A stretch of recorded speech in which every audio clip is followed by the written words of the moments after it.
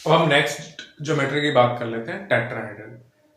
ऐसे मॉलिक्यूल जिनकी geometry tetrahedral हो। टेट्राहेड्रल में 3 शेप्स आती हैं, खुद tetrahedral, trigonal, pyramidal and bend या वी शेप। एक एक करके बात करते हैं इन शेप्स का डायपोल मूवमेंट पे क्या असर होता है। सबसे पहले मैं बात करता हूं ऐसे मॉलिक्यूल्स जिनकी शेप हो टेट्राहेड्रल। ठीक है, ओके। जैसे कि CH4, CCl4, CF4, CBr4, CI4, let's say मैं CX4 लिख देता हूं, SiCl4, XeO4 एक्सेट्रा। ये जितने भी मैंने यहां मॉलिक्यूल्स लिखे हैं ये सभी के सभी नॉन पोलर हैं, यानी इन सबका जो म्यू नेट है वो 0 है। अब सवाल उठता है ऐसा क्यों है? बॉन्ड तो इनके पोलर है बट अपनी शेप की वजह से ये नॉन पोलर है। अब सुनो ध्यान से, कैसे? ये आपका CH4,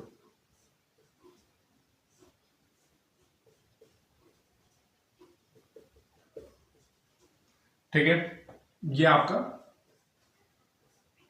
CCl4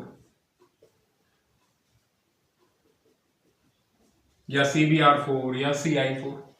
अब एक चीज ध्यान रख लो कि अगर किसी मॉलिक्यूल की शेप टेट्राहेड्रल है और चारों साइड एटम सेम है तो इसका मतलब वो मॉलिक्यूल नॉन पोलर ही होगा। आप इस बात को याद रखो। इसके पीछे का जो लॉजिक है वो थोड़ा सा कैलकुलेटिव है, ठीक है, तो इतने कैलकुलेशन में जाने के बजाय आप इसको याद ही कर लो, लेकिन फिर भी हम इसका पीछे का लॉजिक देखते हैं। अब देखो, ये CH बॉन्ड है, CH CH CH, ये चारों बॉन्ड पोलर हैं। अब इसकी जो डायरेक्शन होगी वो कार्बन की तरफ आएगी, क्योंकि कार्बन की इलेक्ट्रोनेगेटिविटी 2.5 होती है और हाइड्रोजन की 2.1, तो कार्बन मोर इलेक्ट्रोनेगेटिव है। इस CH बॉन्ड की इधर, इस CH बॉन्ड की इधर और इस CH बॉन्ड की इधर। अब जब इन चारों डायपोल मोमेंट का जब रिजल्टेंट निकाला जाता है वेक्टर से तो वो 0 आता है, ठीक है। अब वो निकालना आप लोगों को नहीं है, आप एक बार देख लो, बट बड़ा ही कैलकुलेशन वाला खेल होता है, बस देख लो एक बार और एंड में ये याद कर लेना। जैसे अगर आपको इस चारों का क्या निकालना है, रिजल्टेंट निकालना है, तो पहले तो आप इन दो का निकालो। मान लो ये CH बॉन्ड है, इसका डायपोल मोमेंट म्यू है, तो ऑब्वियसली इसका भी म्यू है क्योंकि सारे बॉन्ड सेम है, इसका भी म्यू है और इसका भी म्यू है। अब सबसे पहले इन दोनों का डायपोल मोमेंट निकालो, सॉरी इन दोनों का रिजल्टेंट निकालो, फिर इन दोनों का रिजल्टेंट निकालो, फिर इन दोनों के जो रिजल्टेंट आए हैं उनका रिजल्टेंट निकालो। ये तो बड़ा ही कैलकुलेटिव पार्ट हो जाएगा। तो माना इन दोनों का रिजल्टेंट कुछ आया म्यू डैश, तो इन दोनों का रिजल्टेंट भी क्या आएगा, म्यू डैश, ठीक है। अरे आएगा ना, म्यू डैश क्यों आएगा, क्योंकि let's say mu square plus 2 mu mu cos 109.5 degree का अंडर रूट, ऐसे सॉल्व करोगे तो मान लो कुछ म्यू डैश आ गया। अब इन दोनों का जो रिजल्टेंट निकालोगे वो आता है ऊपर की तरफ और उसकी वैल्यू आती है म्यू के बराबर। ये जो म्यू है ना इसके बराबर। कहने का मतलब ये है कि ये जो तीनों बॉन्ड्स हैं, ये तीनों, इनका रिजल्टेंट जो आता है वो म्यू ही आता है जो इनका किसी एक का था, और वो जो म्यू है उसकी जो डायरेक्शन है वो एग्जैक्टली ऊपर है, यानी ये जो चौथा बॉन्ड है इसके एग्जैक्टली वो 180 डिग्री पर है। तो इन दोनों का जो नेट आएगा 180 डिग्री पे है, तो ऑब्वियसली जब 180 डिग्री पे है तो वो एक दूसरे को कैंसिल आउट करेंगे। वेक्टर सब यहां से निकालो ना, cos 180 डिग्री, तो ये नेट जो डायपोल मोमेंट आएगा वो 0 आएगा। डाल लोगे ना, mu square plus 2 mu square cos 180, तो क्या होगा, cos 180 हो गया -1, तो नेट क्या निकल करके आया 0, ठीक है। इन दोनों का सेम ऐसे इसका करेंगे, बट इसमें इधर होगा, इसमें इधर, इसमें इधर और इसमें इधर। डायरेक्शन CCl बॉन्ड की Cl की तरफ होगी क्योंकि क्लोरीन का इलेक्ट्रोनेगेटिविटी 3 होती है ऑन पॉलिंग स्केल। ऐसे ही जब आप इन तीनों का रिजल्टेंट निकालोगे,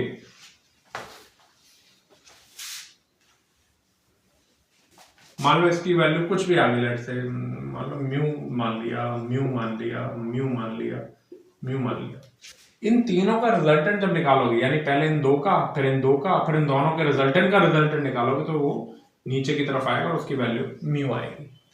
यानी ये जो म्यू है उसका मैग्नीट्यूड म्यू ही आएगा, लेकिन इन दोनों के बीच जो एंगल होगा वो 180 डिग्री का होगा, तो दोनों का जो नेट आएगा वो अगेन 0 आएगा। तो कहने का मतलब है कि ये बड़ा ही कैलकुलेटिव पार्ट हो गया, इसलिए मैंने कहा कि याद रखना ज्यादा फ्रूटफुल है। शेप टेट्राहेड्रल हो, चारों बॉन्ड सेम हो, तो डायपोल मोमेंट 0। ठीक है, ठीक है। सेम ऐसे ही आपका SiCl4 का भी यही केस हो जाएगा, जिनॉन टेट्राऑक्साइड का भी यही केस हो जाएगा, इसका भी डायपोल मोमेंट क्या होगा, 0। अच्छा, अब ऐसा हो जाए कि चारों बॉन्ड सेम ना हो, कुछ अलग अलग हो जाए, अगर अलग अलग हो गए एक भी, तो वो पोलर की कैटेगरी में आएगा। किसकी कैटेगरी में आएगा, पोलर की कैटेगरी। तो जैसे कि मान लो आपका CH3Cl, CH2Cl2, CHCl3, देखो ना, ये जो मॉलिक्यूल्स हैं ये होते हैं पोलर। इनका जो नेट आता है वो कितना आता है, सॉरी 0 नहीं आता है, देख रहे हैं, थोड़ा छुपा है, ऊपर लेके देता हूं।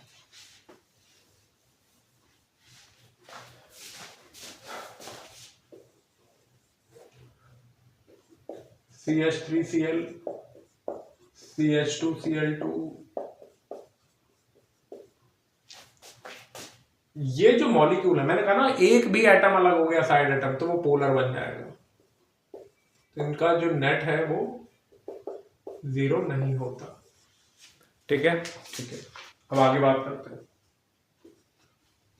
अब आगे बात ये है कि आपको एक क्वेश्चन आता है, वो क्वेश्चन ऐसा कहता है कि आपको order of dipole moment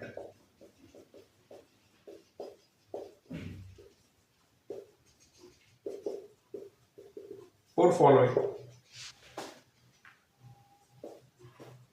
CH3Cl, CH2Cl2, CHCl3 and CCl4, इनका आपको ऑर्डर बताना है डायपोल मोमेंट का। ठीक है, अब ये जो ऑर्डर आता है वो कुछ ऐसा आता है, अब इसका तो होता ही 0 है, ये ले लो या फिर आप CH4 ले लो, लेकिन ये तीनों पोलर हैं और इनका कुछ ना कुछ डायपोल मोमेंट होता है, और सबसे ज्यादा किसका आता है, CH3Cl का। क्लियर। अब पहली बात तो ये कि आप इसको थोड़ा सा याद रखो, ये ऑर्डर, ठीक है। और दूसरी बात मैं थोड़ा लॉजिक देने की कोशिश करता हूं, ठीक है। सो CH3Cl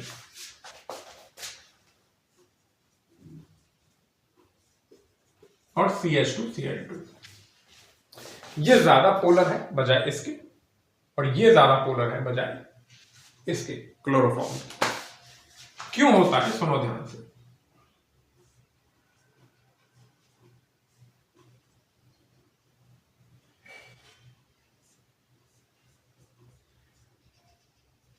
मैंने कहा ना इस टेट्राहेड्रल के केस में थोड़ा सा कैलकुलेटिव पार्ट बहुत होता है, इसलिए इसको थोड़ा याद रखना ज्यादा अच्छी बात होती है, लेकिन फिर भी लॉजिक सब। ये जो CCl बॉन्ड है इसका डायपोल मोमेंट कुछ ऊपर की तरफ होगा, और ये CH का डायपोल मोमेंट कार्बन की तरफ जाएगा, क्योंकि कार्बन ज्यादा इलेक्ट्रोनेगेटिव है हाइड्रोजन से, और कार्बन से भी ज्यादा इलेक्ट्रोनेगेटिव क्लोरीन है। अब ये जो तीनों हैं, ध्यान देना, इन तीनों, मान लो इसका डायपोल मोमेंट आया म्यू, म्यू और म्यू, और इस CCl बॉन्ड का डायपोल मोमेंट मान लो, क्या मान लू मैं, लेट्स से म्यू डैश मान लो, ठीक है। अब इन तीनों का जो नेट आएगा, इन तीनों का, वो कुछ ऊपर की तरफ आएगा, और उसकी वैल्यू म्यू ही आएगी। आती कैलकुलेशन के बाद, हमने यहां भी बात करी थी। अब जब हम बात करेंगे ना mu net dipole moment of CH3 का, तो वो म्यू डैश प्लस म्यू, ठीक है, ऐड हो गया। तो कहने का मतलब है कि तीनों जो हाइड्रोजन है वो ऐड होते हुए इस CCl के साथ ऐड हो जा रहा है, ऐड ऑन हो रहा है यहां पर। अच्छा, अब जैसे ही बोलो हाँ, अब जैसे ही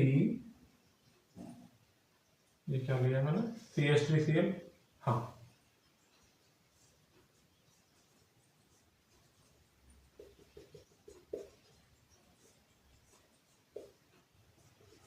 आप एक और क्लोरीन लाते हो तो जरा देखना इस CCl की तरफ ये ऐड होने की तरफ जा रहा है CH बॉन्ड, ये CH बॉन्ड भी अपना डायपोल मोमेंट इस CCl की तरफ ऐड के लिए ले जा रहा है। अब यहां अगर CH होता तो ऐड के लिए ले जाता, लेकिन यहां पर ये जो CCl है वो ऐड के लिए नहीं, सब्सट्रैक्ट की तरफ जा रहा है। यानी ये जो दोनों का डायपोल, इन दोनों का डायपोल मोमेंट इसको सपोर्ट कर रहा है, ऐड ऑन हो रहा है, लेकिन इसका सब्सट्रैक्ट हो रहा है। तो जो इनका कैलकुलेशन पार्ट में नेट डायपोल मोमेंट आता है वो इस CH3CHCl3 से कम आता है, ठीक है। मैंने लॉजिक देने की कोशिश करी है, आई होप ये ऐड हो रहे हैं इसकी तरफ, लेकिन ये सब्सट्रैक्ट हो रहा है, तो नेट डायपोल मोमेंट थोड़ा कम हो जाता है। अच्छा, अब अगर ये जो CCl बॉन्ड में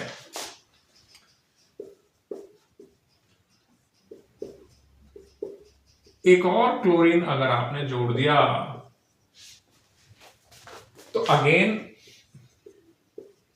ये हाइड्रोजन तो इस CCl को सपोर्ट करने जा रहा था, ये सब्सट्रैक्ट कर रहा था, अब सब्सट्रैक्ट करने वाला दूसरा आ गया, माइनस फैलाव, ठीक है। तो कहने का मतलब ये है कि इनका जो डायपोल मोमेंट आएगा, net dipole moment with calculation, वो और कम हो जाएगा, ठीक है, क्योंकि यहां जो हाइड्रोजन था ये इसको ऐड करने की तरफ जा रहा था और ये जो बाकी के दो क्लोरीन है वो उसको और डाउन करने की तरफ जा रहा है। तो कैलकुलेशन या डेटा इसको सपोर्ट करता है। ओके ओके, आई होप आप लोगों को चीजें क्लियर हुई है। तो ये रहा आपका टेट्राहेड्रल शेप का। अब मैं बात कर लेता हूं इसकी नेक्स्ट शेप ट्राइगोनल पिरामिडल के बारे में। इसे लिखिए, लिखो।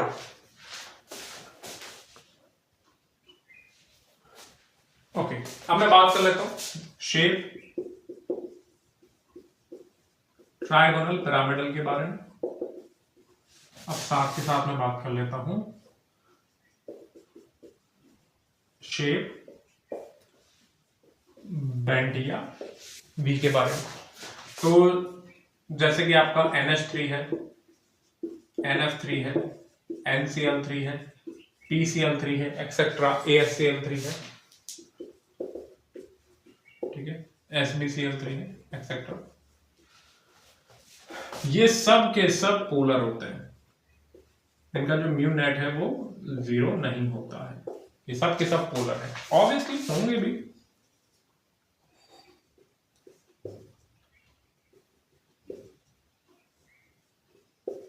NH3, ठीक है। अब जरा देखना, इसका इधर, इसका इधर, इसका इधर और लॉन पेयर का अपनी तरफ। NF3, डैश डैश ले लो, इनका इधर, इनका इधर, इनका इधर और इसका इधर। तो क्या इसका नेट डायपोल मोमेंट 0 हो सकता है? नहीं। इनका 0 हो सकता है? नहीं। सेम ऐसे PCl3 0 हो सकता है? नहीं, ठीक है।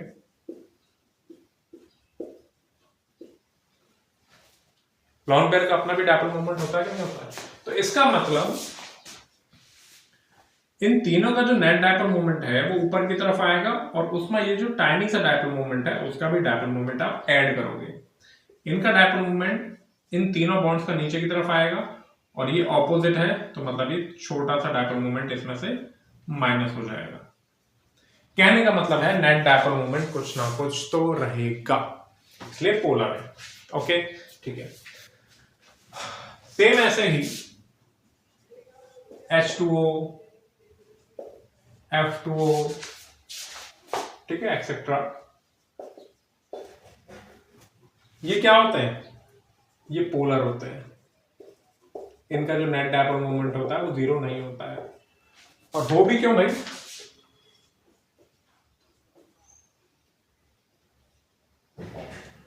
इसका डायपोल मोमेंट ऊपर, इसका इधर, इसका इधर, इसका इधर, छोटा सा, जीरो होने का कोई चांस ही नहीं। OF2 का इसका इधर, इसका इधर, इनका अपनी अपनी तरफ छोटा छोटा, जीरो होने का कोई चांस ही नहीं।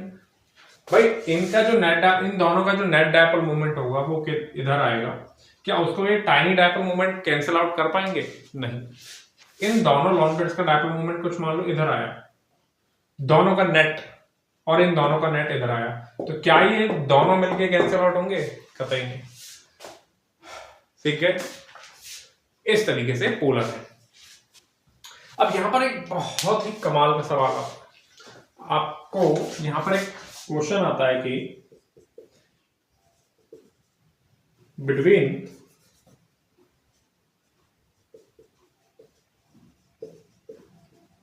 NH3 and NF3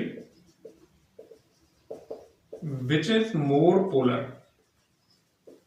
and why? अब ये एक ऐसा सवाल है जो आपके बोर्ड्स में, आप स्कूल में आपको आराम से पूछा जाता है। मतलब इसके बिना तो टेस्ट, डायपोल मोमेंट पर क्वेश्चन पूछना अगर आपके स्कूल में यूनिट टेस्ट में हाफ, ये तो पूछते ही, इसलिए ये ऑब्वियसली नीट जेई इनके लिए भी इंपॉर्टेंट है। तो बड़ा ही बेसिक सा सवाल है कि अमोनिया और NH3 इनमें से कौन ज्यादा पोलर है और क्यों? पोलर तो दोनों है। तो आप यहां पर जवाब क्या दोगे? आप बोलोगे NH3 is more polar than NF3। पहला तो ये हो गया। अब क्यों हुआ सुनो ध्यान से। NH3 के केस में ये जो तीनों NH बॉन्ड है, इनका जो डायपोल मोमेंट है वो ऊपर की तरफ है, और लॉन पेयर का जो डायपोल मोमेंट है, इन तीनों के नेट डायपोल मोमेंट के साथ, इन तीनों का जो नेट डायपोल मोमेंट है वो ऊपर आ रहा है, और उसके साथ ये टाइनी सा लॉन पेयर का जो डायपोल मोमेंट है वो एड ऑन हो जाता है, सेम डायरेक्शन में है। वहीं NH3 के केस में इन तीनों का जो डायपोल मोमेंट है, इन तीनों बॉन्ड्स का, वो नीचे की तरफ आता है, उसमें ये जो टाइनी सा डायपोल मोमेंट है वो माइनस होता है, ऑपोजिट डायरेक्शन में। तो जब इनका नेट अफेक्ट देखा गया डेटा वाइज, तो पाया गया कि अमोनिया ज्यादा पोलर है, और उसका मेन रीजन है कि जो लॉन पेयर का टाइनी डायपोल मोमेंट है उसकी डायरेक्शन इन तीनों NH बॉन्ड के रिजल्टेंट के डायरेक्शन के सेम डायरेक्शन में होती है। जबकि NF3 के केस में तीनों NF बॉन्ड का जो डायपोल नेट रिजल्टेंट है उसके ऑपोजिट लॉन पेयर आता है। दैट्स व्हाई NF3 का डायपोल मोमेंट कम हो जाता है। ये सिंपल सी बात, और बहुत फेमस क्वेश्चन होता है। ठीक है, तो NH3 is more polar than NF3 because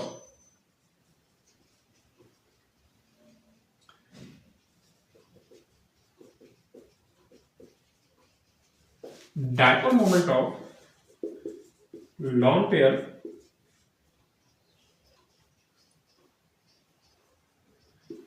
in NH3 is same in direction of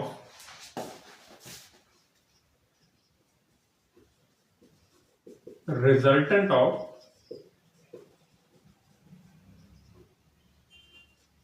three NH bonds dipole moment,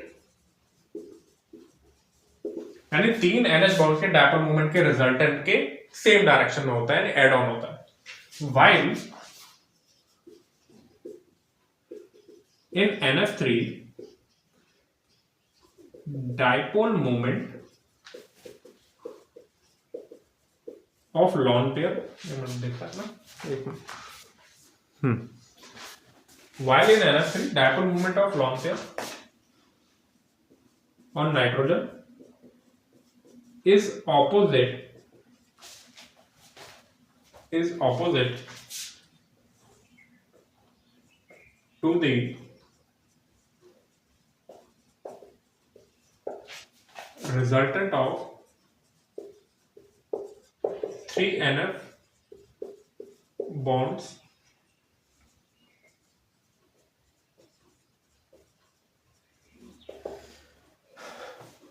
ठीक है, ठीक है। सेम क्वेश्चन H2O और F2O के केस में आता है। Same question between H2O and F2O which is more polar and why। तो क्या लिखोगे इसमें आप? इसमें सेम आंसर करोगे क्या कि ये जो दोनों OH बॉन्ड हैं इनका जो रिजल्टेंट है, वापस से सुनिए, दोनों OH बॉन्ड के रिजल्टेंट की डायरेक्शन में इन दोनों लॉन पेयर का रिजल्टेंट आता है। ये दोनों का रिजल्टेंट और ये दोनों लॉन पेयर का रिजल्टेंट एड ऑन हो जाता है। वहीं F2O के केस में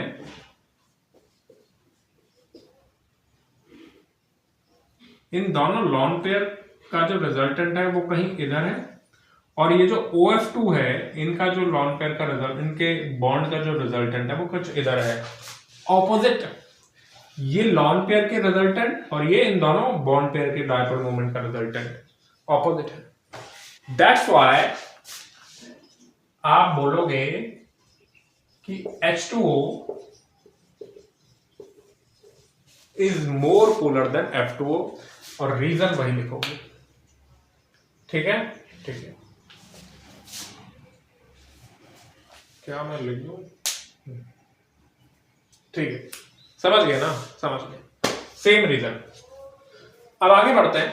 हाँ, एक और क्वेश्चन लिखो यहां तक। एक और क्वेश्चन ये है कि वो आपसे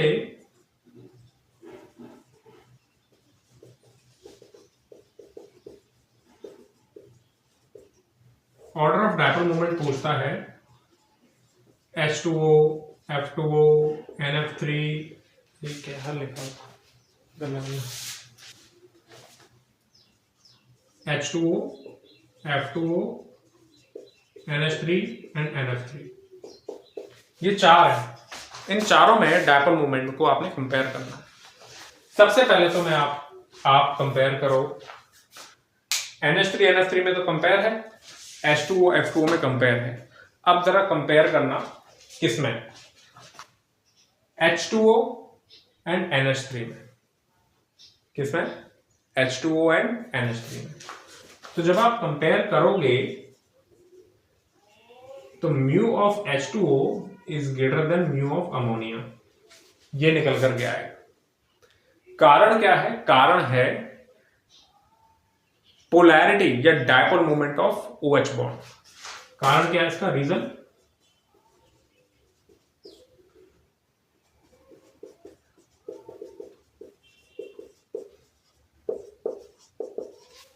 दिखा एक मिनट। कारण है कि OH बॉन्ड की पोलैरिटी NH बॉन्ड से ज्यादा होती है और इसका रीजन है कि भैया ये ऑक्सीजन 3.5 है, ये 2.1 है, नाइट्रोजन 3 होता है, ये 2.1 है। तो जरा मुझे बताओ Q कहां ज्यादा आएगा? लेट्स से ये Q1 है, ये हो गया माइनस और ये प्लस, और ये हो गया माइनस Q2 और ये प्लस Q2। कौन ज्यादा है? Q1 ज्यादा है। Q1 ज्यादा है तो Q इंटू डी। डी इतना मैटर नहीं करता, डिस्टेंस उतनी मैटर नहीं करती। तो OH बॉन्ड ज्यादा पोलर है बजाय NH बॉन्ड के। दैट्स व्हाई H2O अमोनिया से ज्यादा क्या कहते हैं, पोलर है। और कंपेयर करोगे किसमें? H2O NH3। हाँ,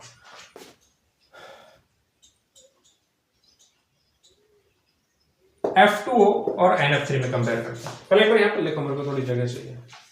लिखो लिखो लिखो, ठीक है।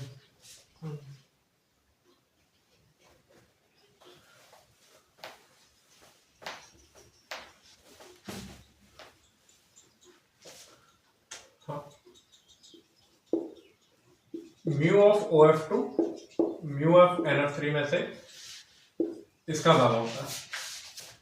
ओके ठीक है, इसका डेटा वाइज में बात करूँ 0.3D और 0.24D। ठीक है, अब कहने को तो दिखने में तो OF बॉन्ड और NF बॉन्ड में से ज्यादा पोलर कौन होता है? NF बॉन्ड, क्योंकि इलेक्ट्रोनेगेटिविटी में ज्यादा डिफरेंस है ना। तो OF और NF में से इलेक्ट्रोनेगेटिविटी में ज्यादा डिफरेंस कहाँ होता है? यहाँ पर। तो ये बॉन्ड ज्यादा पोलर है। बट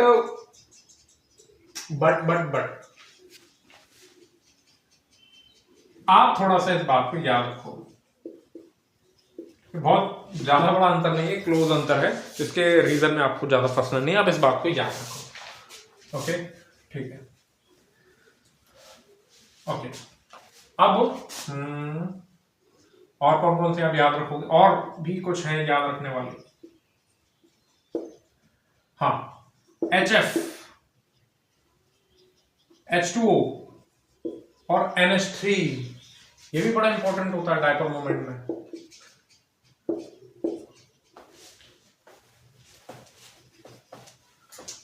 HF बॉन्ड की पोलैरिटी सबसे ज्यादा है, फिर OH बॉन्ड की और फिर NH बॉन्ड की। इसका रीजन क्या है भाई?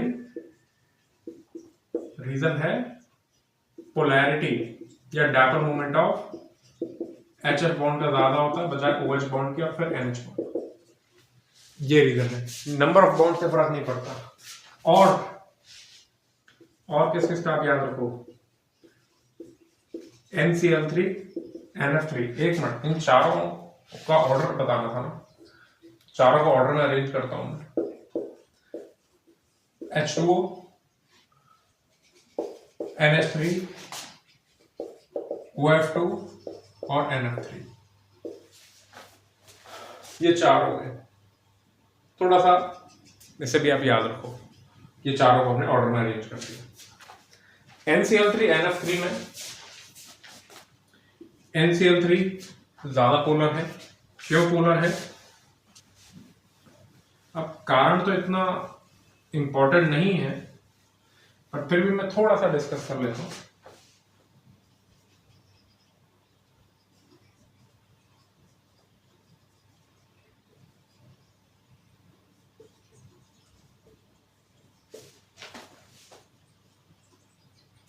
नाइट्रोजन और क्लोरीन जो होते हैं ना, बड़े कमाल के होते हैं। पॉलिंग स्केल पे, किस पे? पॉलिंग स्केल पे इनकी इलेक्ट्रोनेगेटिविटी बिल्कुल सेम होती है, 3.0 पॉलिंग ने जो दिया था। हालांकि आप मॉडर्न साइंस में अगर बात करें अदर स्केल्स की, तो इसकी लगभग 3.16 और इसकी लगभग 3.04 निकाली जाती है इलेक्ट्रोनेगेटिविटी, यानी क्लोरीन स्लाइटली थोड़ा सा ज्यादा इलेक्ट्रोनेगेटिव होता है। तो इनका जो डायपोल मोमेंट है, अब अंतर तो कुछ खास है नहीं, तो बहुत ही वीक पोलैरिटी आती है इसकी। इस NCl3 बॉन्ड की जो पोलैरिटी है वो बहुत ही वीक है, तो हो नेट जो बचता है ना, वो बचता है इस लॉन पेयर का डायपोल मोमेंट। ठीक है, इनकी जो पोलैरिटी है वो बहुत ही वीक आती है। इसका मतलब यहां पर जो कैंसिलेशन का इफेक्ट है ना, वो उतना क्या कहते हैं इफेक्टिव नहीं होता। इन तीनों बॉन्ड का जो डायपोल मोमेंट है बहुत ही कम ही होता है, तो कैंसिलेशन का इफेक्ट उतना पड़ता नहीं है। लेकिन यहां पर तो डायपोल मोमेंट होता है, ये तीनों ऐसे जा रहे, जिसमें से लॉन पेयर का डायपोल मोमेंट जब आप माइनस करते हो तो यहां पर कैंसिलेशन जो है वो ज्यादा इफेक्टिव है। तो यहां पर जो कैंसिलेशन जो है इज मोर इफेक्टिव, इसलिए NCl3 का डायपोल मोमेंट ज्यादा है। और मैं आपको सच बात बताऊं, याद कर लो चुपचाप, बात खत्म, फालतू की लॉजिक ना पढ़ो।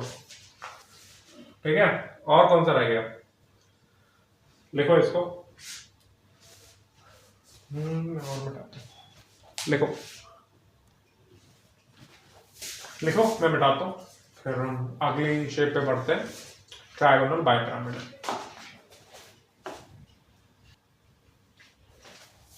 ओके, अगर आपसे कोई पूछे H2O और H2S, किसे बोलोगे? H2S का dipole moment, obviously due to high polarity of OH bond.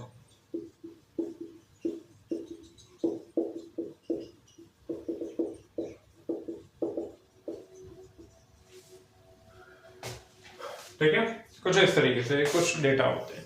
चलो अब मैं बात करता हूं ट्रायगोनल बायपिरामिडल शेप की। लिखो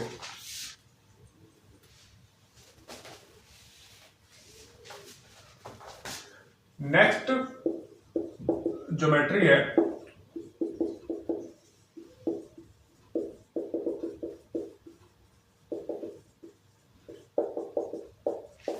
ट्रायगोनल बायपिरामिडल यानी टीबीबी। और इसमें से मैं पहली शेप की जब मैं बात करूंगा टीबीबी, वही ट्रायगोनल बायपिरामिडल। क्या क्या एग्जांपल होते हैं इसके? न्यूट्रल में PCl5, PCl3F2, XeO3F2 एक्सेट्रा। अब ये जो तीनों हैं, तीन एग्जांपल लिए मैंने, ये पोलर है या नॉन पोलर है? ये नॉन पोलर है, इनका जो म्यू नेट है वो 0 आता है। क्यों आता है? इनकी शेप की वजह से आता है। PCl5 क्या होता है भाई? Chlorine chlorine chlorine.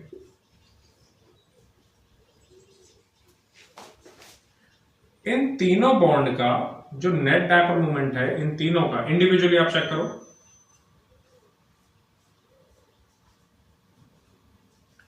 इन तीनों का जो डायपोल मोमेंट है वो क्या आएगा? 0। ऑब्वियसली 0 आएगा। ट्रायगोनल प्लेनर है कि नहीं, जैसे आपका BF3 का आता था, BCl3 का आता था, ऐसे इन तीनों का 0 आएगा। अच्छा, अब जरा इन दोनों को देखो, ये आपस में 180 पर है, तो इसका मतलब ये इसका भी 0। तो ये तीनों बॉन्ड एक दूसरे के डायपोल मोमेंट को कैंसिल आउट कर रहे हैं।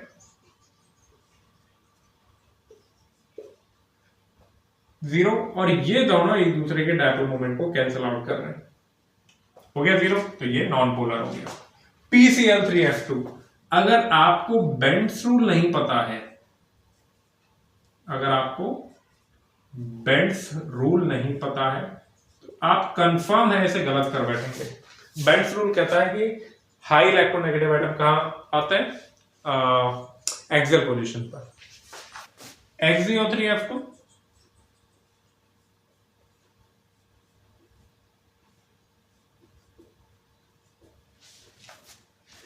ये तीनों एक दूसरे के डायपोल मोमेंट को कैंसिल आउट करेंगे, ये दोनों एक दूसरे के डायपोल मोमेंट को कैंसिल आउट करेंगे ऑब्वियसली, तो इसका भी ओवरऑल क्या हो जाएगा? कैंसिलेशन 0। ये तीनों let's say mu mu mu, और इनका let's say mu dash mu dash. ठीक है, ठीक है। सेम ऐसा ही इसका, ये दोनों एक दूसरे को कैंसिल आउट करेंगे, ये तीनों एक दूसरे को कैंसिल आउट करेंगे। अच्छा, वहीं अगर आपसे बोल दिया PCl4F, तो क्या ये पोलर होगा या नॉन पोलर होगा? आप खुद ही फैसला कर सकते हो। ये तीनों एक दूसरे को कैंसिल आउट करेंगे, बट ये दोनों एक दूसरे को कैंसिल आउट नहीं कर सकते क्योंकि अलग अलग बॉन्ड है। इसकी पोलैरिटी कुछ और है, इसकी कुछ और है। ठीक है, मान लो इसकी म्यू है तो इसकी म्यू डैश है। ठीक है, म्यू म्यू म्यू, इस तरीके से। चलो, तो ये क्या हो गया आपका? पोलर।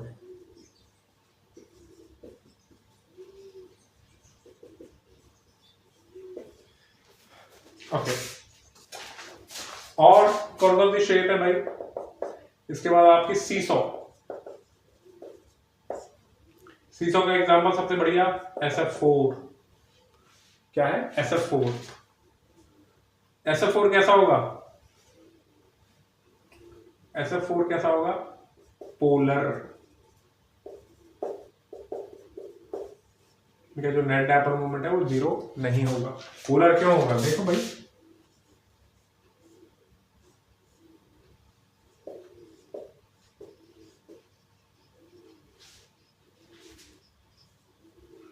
अब हालांकि ये दोनों बॉन्ड एग्जैक्टली 180 पर नहीं होते, बट फिर भी क्वेश्चन को कॉम्प्लिकेट करने के लिए आपसे मैंने 180 पे मान के इसको कैंसिल आउट करवा दिया इन दोनों को। बट इनका क्या, इन दोनों का नेट डायपोल मोमेंट इधर आएगा, जिसको ये टाइनी सा डायपोल मोमेंट थोड़ी ना थोड़ा कैंसिल आउट कर पाएगा। तो जो नेट डायपोल मोमेंट रहेगा वो इधर रहेगा और कुछ ना कुछ तो रहेगा। ठीक है, ठीक है। ये हो गया आपका सीसो। और तीसरा एग्जाम्पल, तीसरी शेप आपका क्या? T shape.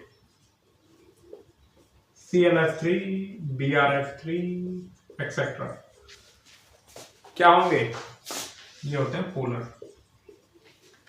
क्यों पोलर? अरे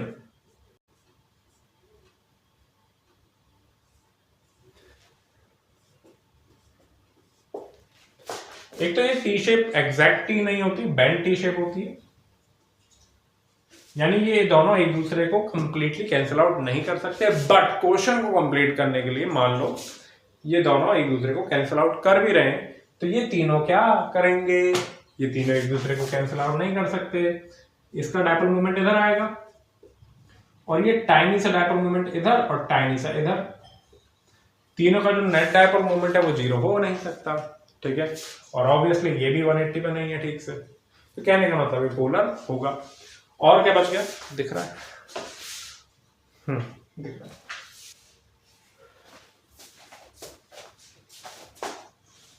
और इसमें क्या? फोर्थ लीनियर, सबसे अच्छा एग्जांपल XeF2, बट कोई आयन मत लेना, या सब आयन को एक भी नहीं लेना एग्जांपल में। ये कैसा होता है चेक कर लेते हैं।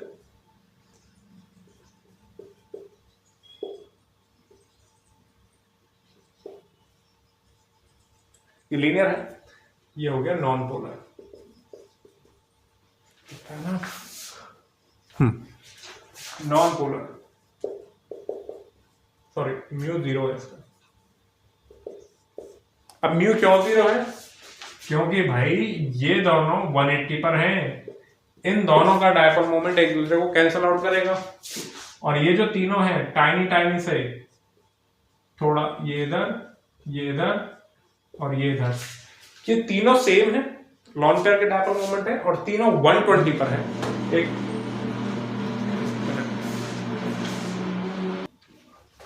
ठीक है, तो इस तरीके से ये तीनों एक दूसरे को कैंसिल आउट करेंगे, ये दोनों एक दूसरे को कैंसिल आउट करेंगे, और ओवरऑल ये क्या हो जाएगा? नॉन पोलर, ठीक है। अच्छा मान लो मैं आपसे पूछूं XeFbr, ये पोलर है या नॉन पोलर है? तो अब आप इसको कहोगे कि ये पोलर है। क्यों पोलर है? क्योंकि सर ये F है, ये Br है,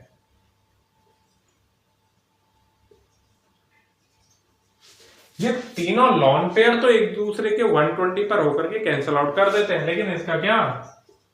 अगर ये म्यू है तो ये कुछ म्यू डैश होगा, अलग अलग डायपोल मोमेंट है, पूरा कैंसिल आउट कर नहीं पाएंगे, तो ये बन जाएगा पोलर, ठीक है। ठीक है, तो नेट डायपोल मोमेंट ऊपर की तरफ आ जाएगा और जिसकी वैल्यू होगी म्यू माइनस की म्यू डैश, ओके ठीक है। अब आगे बढ़ाते हैं, क्या समझ गया? हाँ, अगली ऑक्टाहेड्रल शेप लेवल से मैं मिटाता हूं। अब नेक्स्ट ज्योमेट्री की बात करते हैं, ऑक्टाहेड्रल।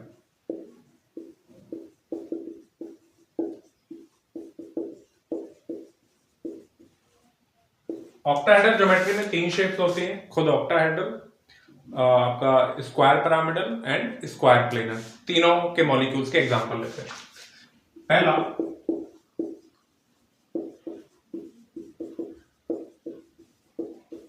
शेप ऑक्टाहेड्रल, इसका सबसे अच्छा एग्जांपल आपका SF6 न्यूट्रल आपने लेना है।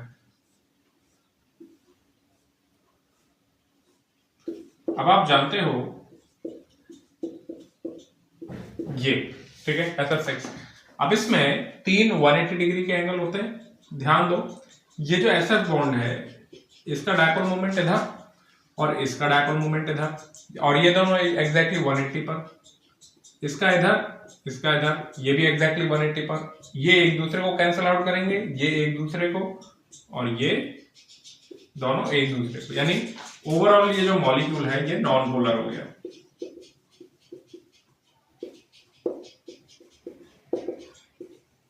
ठीक है, ठीक है। हाँ, अगर आपसे कह दिया कि साहब SF5 लेट्स से Br या SF5I, SF5Cl, ये क्या होगा? तो आप देखोगे तो आप इसको किसकी कैटेगरी में डालोगे? पोलर की कैटेगरी में। क्यों? क्योंकि जैसे कि मान लो ये F है, ये Br हो गया,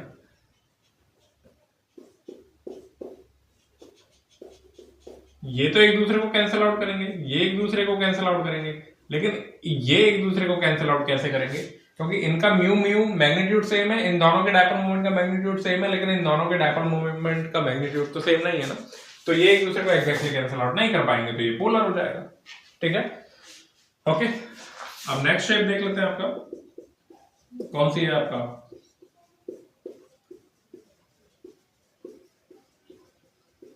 square pyramidal, let's say example ले लो ClF5। अब ClF5, अब आप खुद बताओ क्या होगा? F F F F F और ये लॉन पेयर। ठीक है, अब इस लॉन पेयर की वजह से एक तो ये बॉन्ड थोड़ा सा झुके हुए होते हैं, यानी एग्जैक्ट फिर ये सारे बॉन्ड 180 पे नहीं रह जाते, लेकिन फिर भी हम क्वेश्चन को टफ करने के लिए मान लिया कि एग्जैक्टली 180 पर है, मान लिया एग्जैक्टली है, और ये एक दूसरे को कैंसिल आउट कर रहे हैं, ये एक दूसरे को कैंसिल आउट कर रहे हैं, लेकिन इसके डायपोल मोमेंट को, ये लॉन पेयर का टाइनी सा डायपोल मोमेंट, इसका मैग्नीट्यूड बहुत कम है, इसका ज्यादा है, तो ये इसके डायपोल मोमेंट को कैंसिल आउट नहीं कर पाएगा। ठीक है, ये दोनों एक दूसरे को कैंसिल आउट कर देंगे, मान लिया एग्जैक्टली 180 पर है, ये भी एक दूसरे को कैंसिल आउट कर देंगे, बट ये एक दूसरे को कैंसिल आउट नहीं कर पाएंगे, तो ये किस कैटेगरी में आ गया? आपकी पोलर। ठीक है, और ClF5 ऐसे कुछ ऐसे सारे BrF5 ले लो, IF5 ले लो, और आपके कुछ भी जैसे ClF4 Br ले लो एक्सेट्रा, ये सारे के सारे पोलर आएंगे, यानी स्क्वायर पिरामिडल ज्योमेट्री में सब पोलर है।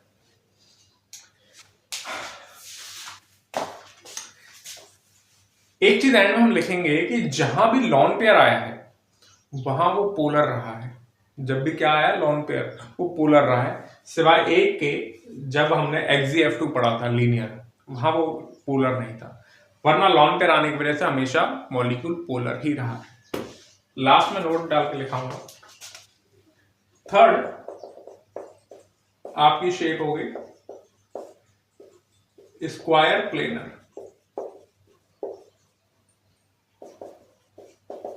XgF4 कैसा होगा चेक कर लेते हैं भाई।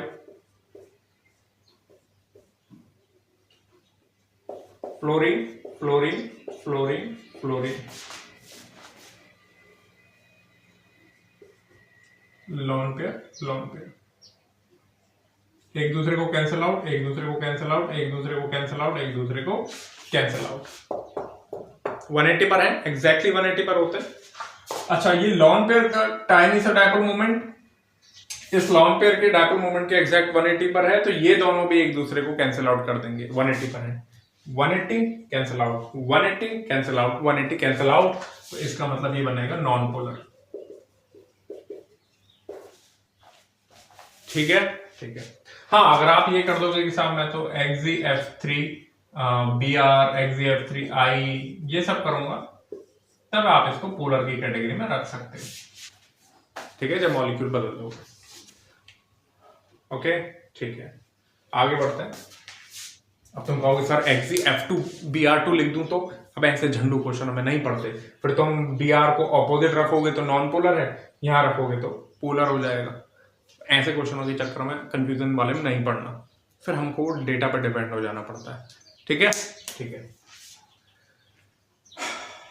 ठीक है। अच्छा, एक नोट डाल के यहां लिख लो, generally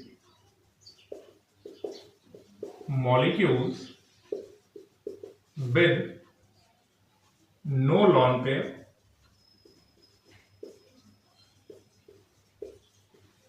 on central atom and all side atoms are same is non-polar। Molecule अगर लॉन पेयर नहीं है और साइड एटम सेम है तो वो जनरली नॉन पोलर की कैटेगरी में आता है। हम शुरू से ही देख रहे हैं DEX2 हो जाए चाहे आपका BX3 हो जाए, चाहे आपका SO3 हो जाए, चाहे आपका CX4 CH4 हो जाए,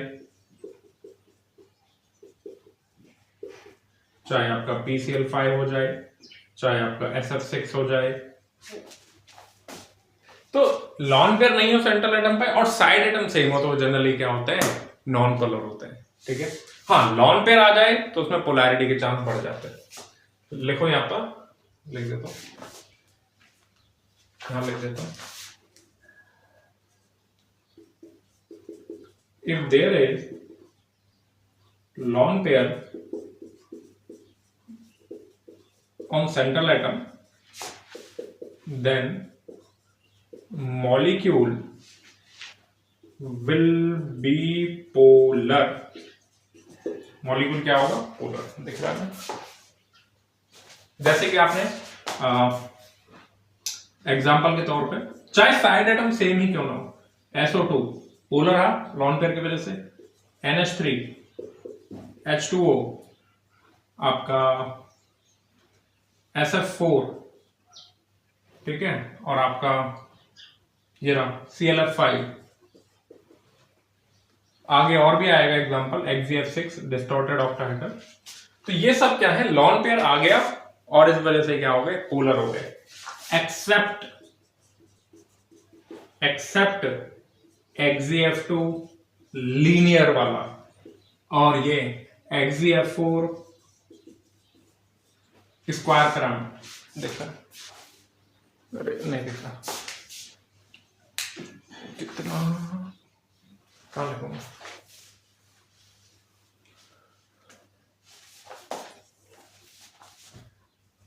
एक्सेप्ट XeF2 XeF4।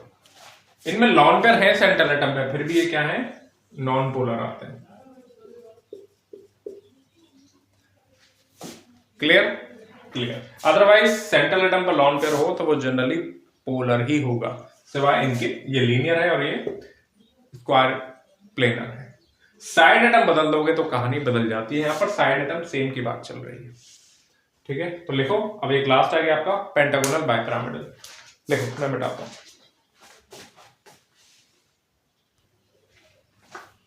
ओके, अब नेक्स्ट शेप है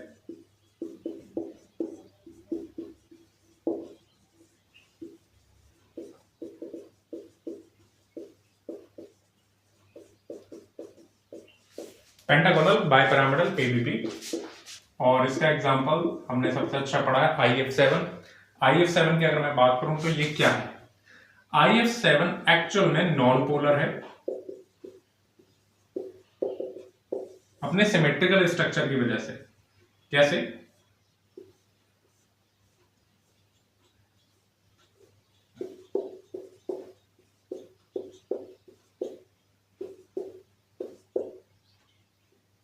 ठीक है,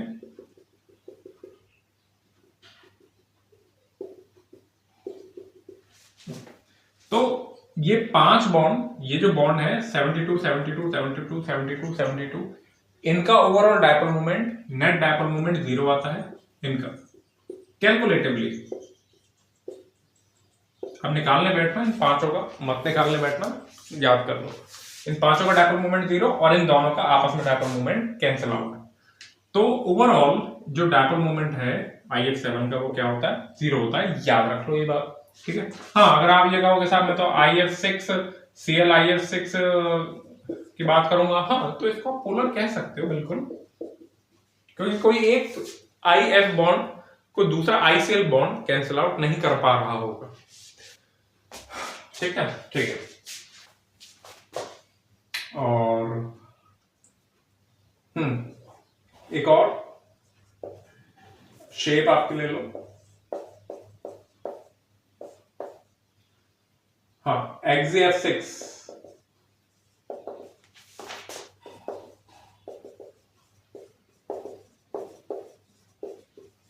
डिस्टॉर्टेड ऑक्टाहेड्रल।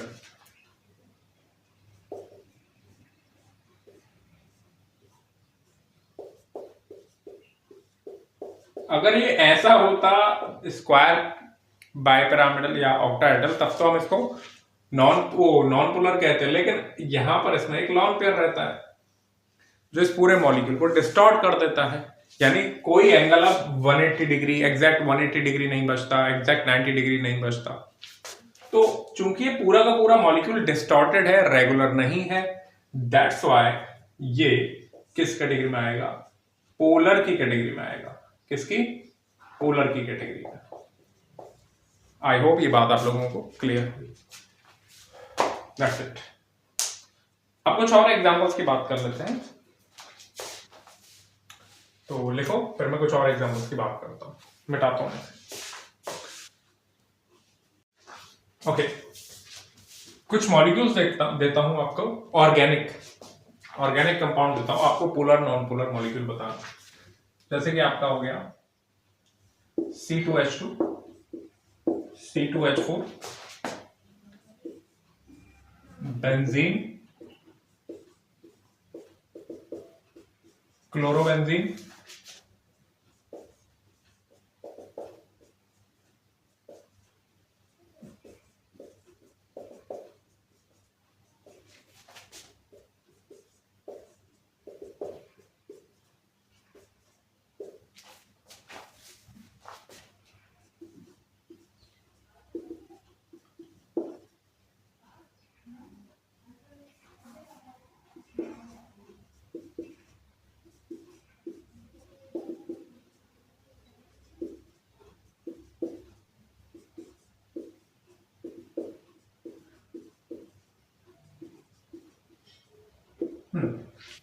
अगर मैं आपको पोलर नॉन पोलर मॉलिक्यूल पहचानना है, और क्योंकि हैं सब ऑर्गेनिक कंपाउंड। वैसे तो ऑर्गेनिक केमिस्ट्री में आप ज्यादा इनको समझते हो, बट मैं कोशिश करूंगा कि आप ये समझ जाओ।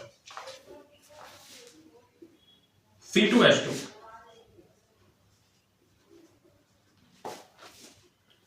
इसका स्ट्रक्चर बनाना आप सीखते हो, IUPAC में सीखते हो, थोड़ा हाइब्रिडाइजेशन सीखेंगे वहां सीखोगे, लेकिन क्या इसका स्ट्रक्चर होता है अभी आप याद रखो। इसका स्ट्रक्चर कुछ ऐसा होता है, बाकी आप इसको जब हाइड्रोकार्बन पढ़ते हो वहां सीखते हैं ऑर्गेनिक में। C2H2 एथाइन या एसिटिलीन।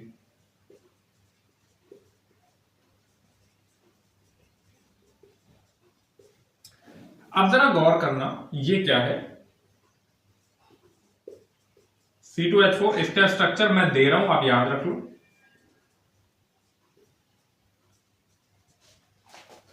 हाँ, ये जो बॉन्ड है C ट्रिपल बॉन्ड C, ये तो नॉन पोलर है क्योंकि दोनों एटम सेम है। हाँ, H और C ये पोलर होगा।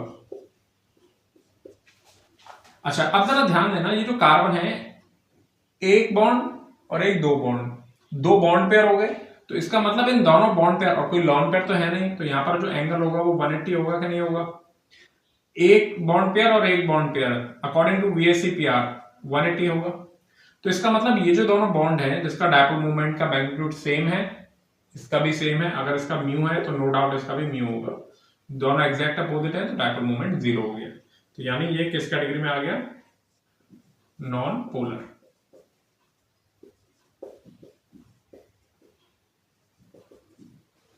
ठीक है, ठीक है।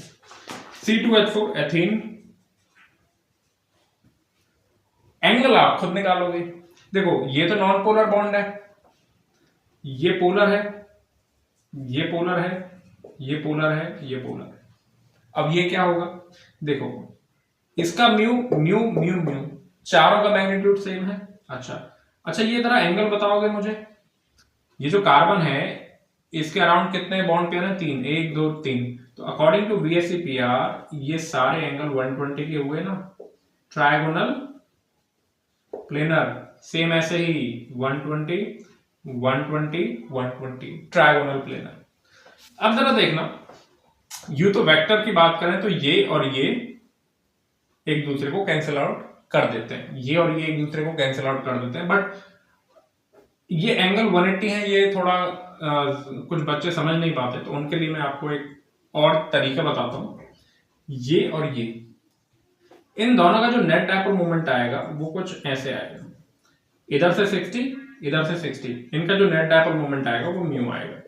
अगर ये म्यू है, ये म्यू है, तो दोनों का नेट ये म्यू आएगा इधर।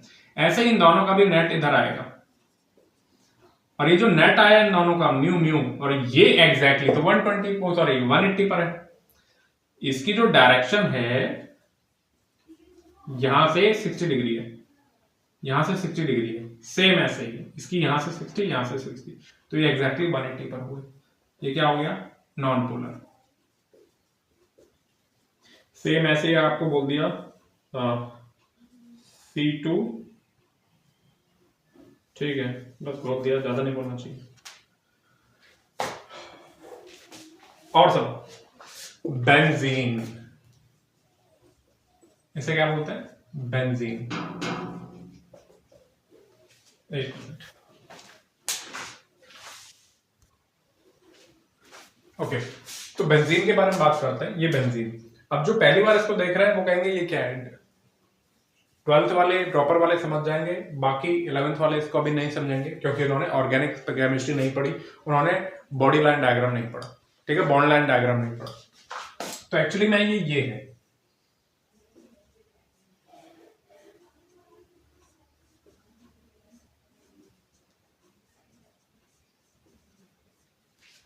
ये डबल बॉन्ड, सिंगल, डबल, या फिर ऐसे लिख दो इसको,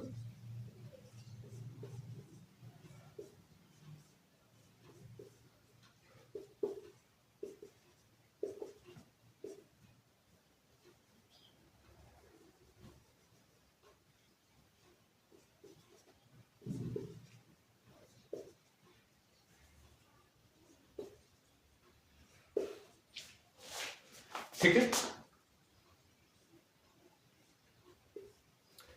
ये और ये सेम बात है, इसे कहते हैं बेंजीन, ठीक है। Formula, molecular formula C6H6। अच्छा,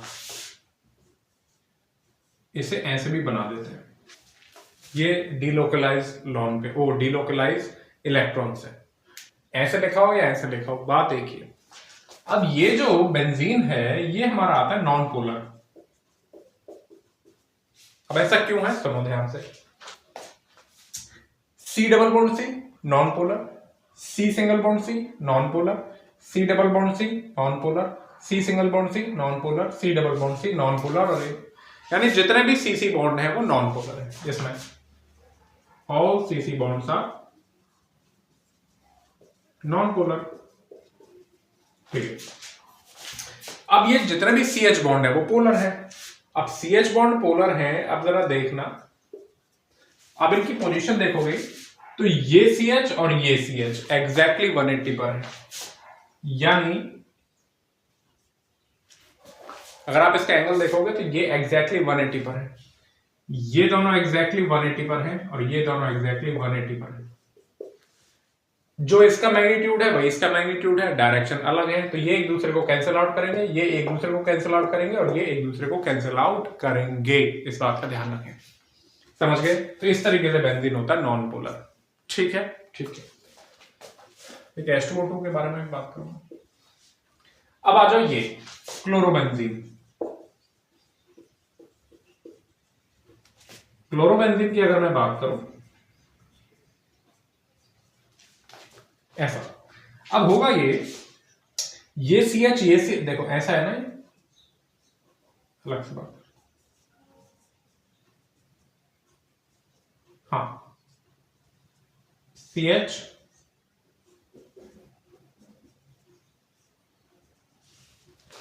ये एक दूसरे को कैंसिल आउट करेंगे, ये एक दूसरे को कैंसिल आउट करेंगे, लेकिन यहां के जब डायपोल मोमेंट की बात करेंगे तो वो ऊपर और इसका भी ऊपर एक दूसरे में ऐड हो जाएंगे, ठीक है। ये कैंसिल आउट, ये कैंसिल आउट, लेकिन ये ऐड हो जाएंगे, इसका मतलब ये जो है हमारा क्लोरोबेंजीन ये पोलर होगा, ठीक है, दिख रहा है। अब आ जाओ ये डाइक्लोरोबेंजीन, इसको लिखो, यहां तक मैं बताता हूं।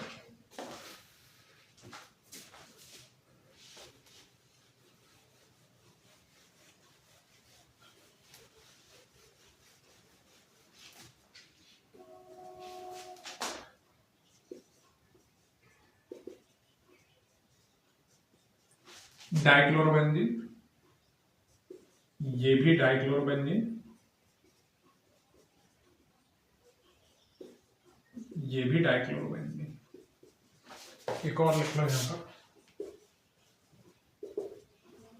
ये ट्राइक्लोरोबेंजीन।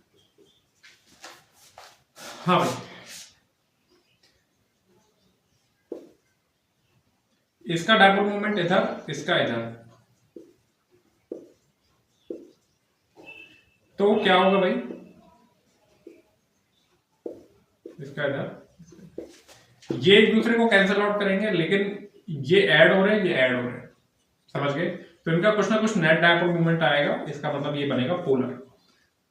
ये और ये 120 पर है, इनका कुछ ना कुछ नेट डाइपोल मोमेंट इधर आएगा। ओके, तो ये भी हुआ आपका पोलर।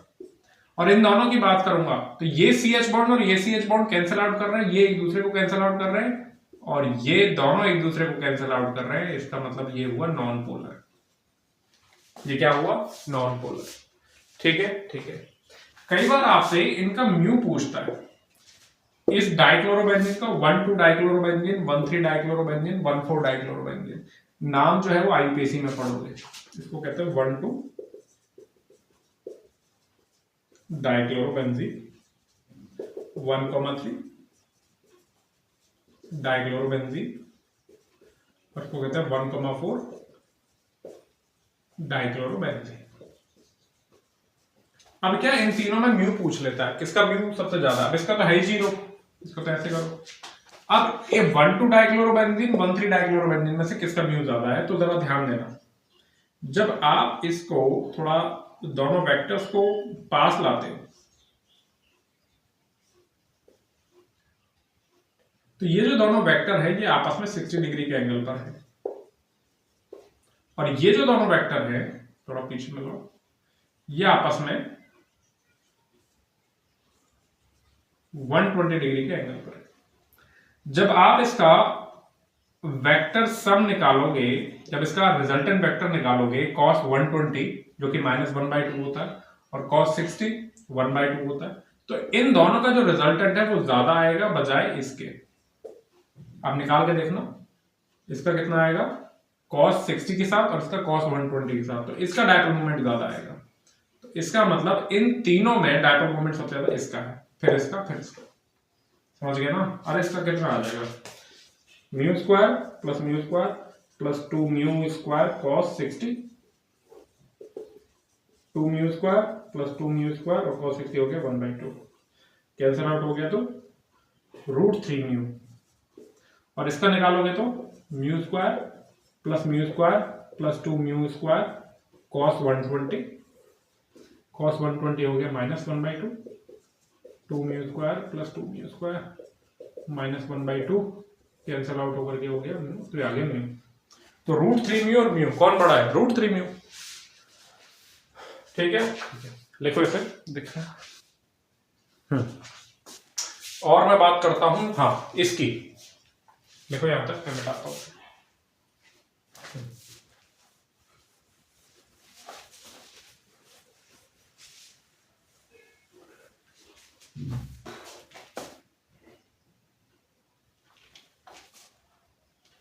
अच्छा, आपसे क्लोरोबेंजीन के साथ भी पूछ ले तो, इन चारों का पूछ ले तो, क्लोरोबेंजीन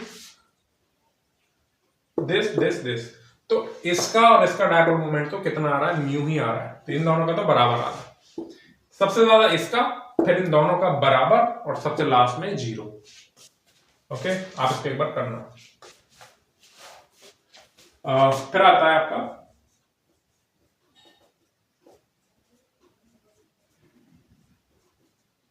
ट्राइक्लोरोबेंजीन। अच्छा, अब समझ ध्यान से, ये महाराज भी है नॉन पोलर। कैसे नॉन पोलर है कि इन तीनों का डाइपोल मोमेंट ये रहा। अब ये जो तीनों है ये कुछ आपस में कितने एंगल पर है जानते हैं? ये तीनों, अगर आप इसको यहाँ पीछे ले जाओगे, वेक्टर्स को तो बिना डायरेक्शन चेंज किए इधर उधर कर सकते हैं ना, तो इन तीनों का जो आपस में एंगल है वो 120 डिग्री है। ट्रायगोनल प्लेनर ऐसे है, देखो,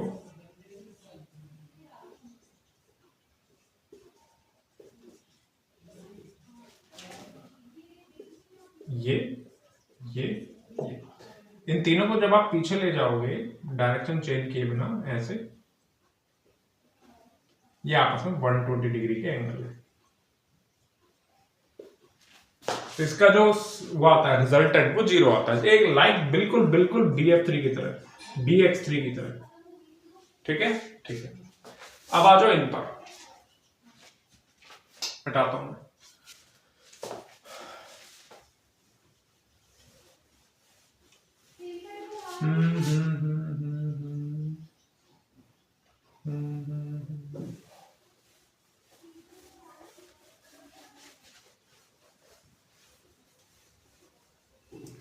हाँ भाई, अब इस पर आ जाओ।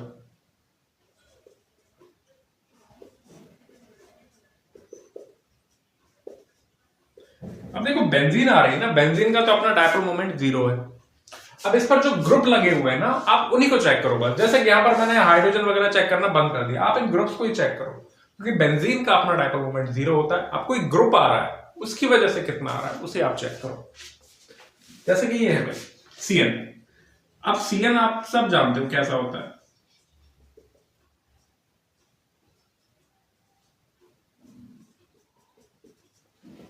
हाइब्रिडाइजेशन पढ़ेंगे, वहां भी आपको इसका एंगल पता चल जाएगा। तो अगर VSEPR के अकॉर्डिंग देखें तो ये बॉन्ड पेयर, दो बॉन्ड पेयर, और ये एंगल 180 डिग्री, ये भी 180 डिग्री। हाँ, CN बॉन्ड का डायपोल मोमेंट ऊपर, इस CN बॉन्ड का डायपोल मोमेंट नीचे। अभी आपने हाइब्रिडाइजेशन पढ़ा नहीं है, वरना मैं आपको बताता कि ये sp2 है और ये sp है, तो इसका भी अलग डायपोल मोमेंट आता है। अभी छोड़ो, आप इसको भूल जाओ, आप इस CN पे ध्यान दो। जितना डायपोल मोमेंट इसका उतना ही इसका, तो एग्जैक्टली एक दूसरे को कैंसिल आउट करेंगे तो ये बनेगा नॉन पोलर। क्या बनेगा? Non polar. एग्जैक्टली 180 पर है, कैंसिल आउट करेंगे। फिर आ जाओ OH पे। आपको OH देख करके लग रहा होगा सर इसको भी नॉन पोलर बोल देते हैं। ये पोलर है, ये क्या है? पोलर है। कैसे पोलर है? जब आप इसको ओपन करते हो तो आप इसको ऐसे मत कर देना ओपन। क्यों मत कर देना? क्योंकि ऑक्सीजन पर लॉन पेयर है। ऑक्सीजन पर क्या है? लॉन पेयर है। तो ये कुछ ऐसा जाएगा।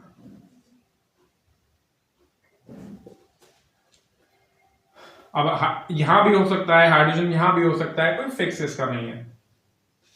कहने का मतलब है कि ये दोनों जो OH OH है ये एग्जैक्टली 180 पर तो होंगे नहीं। अब इस बॉन्ड की बात करें, ये दोनों एक दूसरे का एग्जैक्टली कैंसिल आउट करेंगे, 180 पर है, पर इन दोनों का क्या, ये एक दूसरे को कैंसिल आउट नहीं कर सकते। तो इसका मतलब ये भाई साहब पोलर है। एग्जैक्टली सेम आप यहां पर इसको NO2 को लोगे। किसको लोगे? NO2 को।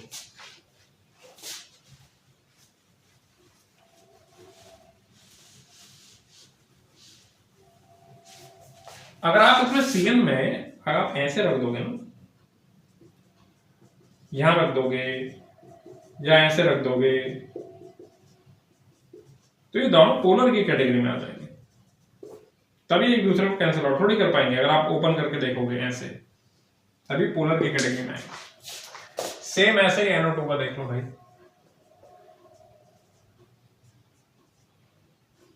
ठीक है, NO2 कुछ इस तरीके का होता है। ठीक है, अब इसका जो डायपोल मोमेंट है, ये जो CN बॉन्ड है ये एक दूसरे को कैंसिल आउट कर रहे हैं, लेकिन ये जो बॉन्ड है इसका जो डायपोल मोमेंट है और ये इसका जो नेट डायपोल मोमेंट है वो कहीं इस तरफ आएगा। अब ये CN और ये CN एग्जैक्टली एक दूसरे को कैंसिल आउट करेंगे। अब बच गया ये जो NO2 है, इनका जो नेट डायपोल मोमेंट आएगा ऊपर की तरफ और इसका भी नेट डायपोल मोमेंट आएगा नीचे की तरफ, एक दूसरे को करेंगे कैंसिल आउट और ये बनेगा नॉन पोलर। देखो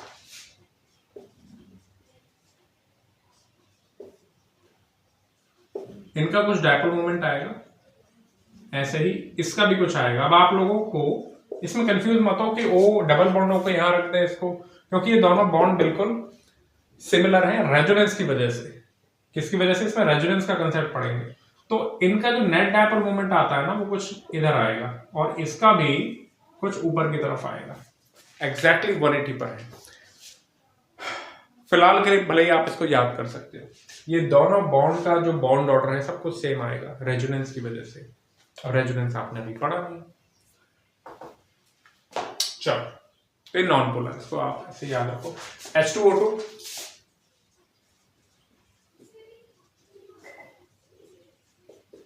ये भी क्या, ये होता है पोलर। अच्छा, इसमें जो बॉन्ड है ये तो नॉन पोलर है। ये क्वेश्चन आता है which of the following molecule have both polar and non polar bond, तो उसमें H2O2 ऑप्शन में हो तो उसको टिक करना। ये नॉन पोलर बॉन्ड है और ये दोनों बॉन्ड कैसे हैं, पोलर। अब ये कुछ इस तरीके से और कुछ इस तरीके से, और ये एक दूसरे को एग्जैक्टली कैंसिल आउट नहीं करते। ओके ठीक है, इसलिए H2O2 is polar. I hope यहां तक चीजें क्लियर हुई। और कोई एग्जांपल? ठीक है, लिखो मिटाता। ओके, अब लास्ट में एक बात आती है डायपोल मोमेंट के बाद। अब हमने पोलैरिटी जो कि पढ़ लिया है, तो अब आप एक रूल याद रखेंगे बड़ा ही जरूरी कि like dissolve like. Like dissolve like का मतलब है कि जो जैसा मॉलिक्यूल होता है ना, वो उसी टाइप के सॉल्वेंट में डिसॉल्व होता है। यहाँ जैसा मॉलिक्यूल से मतलब है कि मॉलिक्यूल का नेचर जैसा है वो उसी टाइप के सॉल्वेंट में डिसॉल्व होता है। यानी नेचर मतलब मॉलिक्यूल पोलर है तो वो पोलर सॉल्वेंट में डिसॉल्व होगा, नॉन पोलर है तो मॉलिक्यूल नॉन पोलर सॉल्वेंट में डिसॉल्व होगा। ठीक है, हाँ। जैसे पोलर मॉलिक्यूल आपके जैसे बहुत सारे, आपका लेट्स से अमोनिया हो गया, वाटर हो गया, आपका HCl हो गया, आपका SO2 हो गया, बहुत सारे, आपका NO2 हो गया, आपका CH3Cl हो गया, आपका CO हो गया, PF3 हो गया, एक्सेट्रा, ऐसे बहुत सारे। तो ये जितने भी पोलर मॉलिक्यूल हैं वो किस तरह के सॉल्वेंट में इनकी सॉल्युबिलिटी ज्यादा होगी, वो पोलर सॉल्वेंट में। पोलर सॉल्वेंट में जैसे वाटर, वाटर तो यूनिवर्सल सॉल्वेंट है, अगर आपको कुछ ना दे रखा हो तो समझ जाओ कि वो वाटर की बात कर रहा है। आपका एथेनॉल हो गया, मैथेनॉल हो गया, आपका HF हो गया, लिक्विड होता है, अमोनिया लिक्विड। ठीक है, ये तो लिक्विड ही है तीनों। इस तरीके से और भी होते हैं, ये तो पोलर प्रोटेक हो गए। आपका एसिटिक एसिड हो गया, ये तो हो गया पोलर प्रोटेक। पोलर अप्रोटेक आते हैं, ये तो ऑर्गेनिक में चला जाएगा, DMSO, DMF, आपका एसीटोन। DMSO मतलब डाइमिथाइल सल्फोक्साइड। एसीटोन आप जानते हो? नहीं जानते होगे, 11th वाले अभी नहीं। DMF डाइमिथाइल फॉर्मेमाइड, मत पढ़ो, छोड़ दो इसको, इन तीनों को। अब ये देखो पोलर सॉल्वेंट, सेम ऐसे ही नॉन पोलर मॉलिक्यूल है, जैसे कि आपका क्या हो गया, CO2 हो गया, SO3 हो गया, BF3 हो गया, ठीक है, बेंजीन हो गया, एक्सेट्रा, CH4 हो गया, CCl4 हो गया, ठीक है, एक्सेट्रा। ये जितने भी नॉन पोलर, जैसे और आपकी H2, O2, N2, Cl2, ये जितने भी नॉन पोलर मॉलिक्यूल्स हैं या गैसेस हैं, वो नॉन पोलर सॉल्वेंट में डिसॉल्व होती है। नॉन पोलर सॉल्वेंट के एग्जांपल लेट्स से बेंजीन, ये बहुत अच्छा नॉन पोलर सॉल्वेंट होता है। हेक्सेन, ठीक है, साइक्लोहेक्सेन। 11th वालों ने ऑर्गेनिक नहीं पढ़ी है, वो भले ही तो छोड़ दो। C6H14, ठीक है, और आपका CCl4, एक्सेट्रा, टॉलुइन, ये C6H12 टॉलुइन, ये होता है, हो जाता है टॉलुइन। एक्सेट्रा, ये नॉन पोलर सॉल्वेंट की कैटेगरी में आते हैं। ठीक है, तो बस आप ध्यान रखें, इसका यूज बड़ा अच्छा ऑर्गेनिक में आएगा।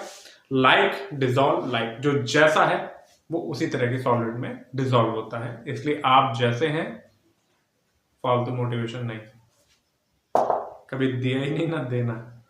चलो करो इसे। ठीक है, तो आई होप चीजें क्लियर हुई। Thank you.